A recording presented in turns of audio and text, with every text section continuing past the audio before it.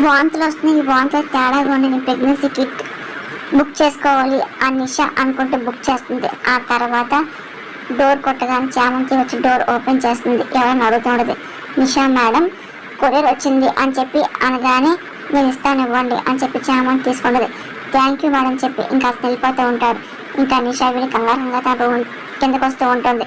అప్పుడు చిత్ర వస్తూ ఉంటుంది. ఏడని చూస్తూ ఉంటారు. ఇంకా నిషా చాలా కోపం వచ్చి చామంతి చేతిలో ఉన్న కొరియర్ తీసుకొని వెళ్ళిపోతూ ఉంటుంది. ఇంకా చాలా కోపంగా ఆవేశంగా లోపలికి వెళ్తుంది.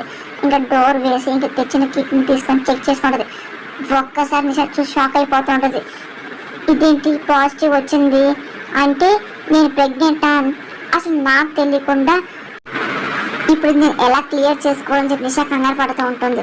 చామంతి డౌట్ వస్తుంది, ఇదేంటి అసలు పార్సిల్ వచ్చినప్పుడు నిషా అమ్మలో చాలా కంగారు ఎక్కువైంది ఏంటి అని చెప్పి చామంతి అనుకుంటూ అసలు ఏముంది అని చెప్పి డౌట్ పడుతూ ఉంటుంది. ఇంకా వెనకాల ఉంటుంది. అప్పుడే ఇంకా నిషా ప్రెగ్నెంట్ టెస్ట్ చూసుకున్నాక భయపడి ఇంకా కిట్ని బయటకు వేసేస్తుంది. కరెక్ట్గా చామంతి అనే ప్లేస్లో పడుతుంది. ఏంటని చెప్పి చామంతి చూసి షాక్ అయిపోతూ ఉంటుంది. ఇదేంటి అని చెప్పి ఎవరిది పాజిటివ్ అనుకుంటూ ఉంటుంది. అప్పుడే ఇంక పెళ్లి కావాల్సిన ఏర్పాట్లు అయ్యాక పెళ్లి కూతురిని తయారు చేయడానికి సిద్ధం చేస్తూ ఉంటారు.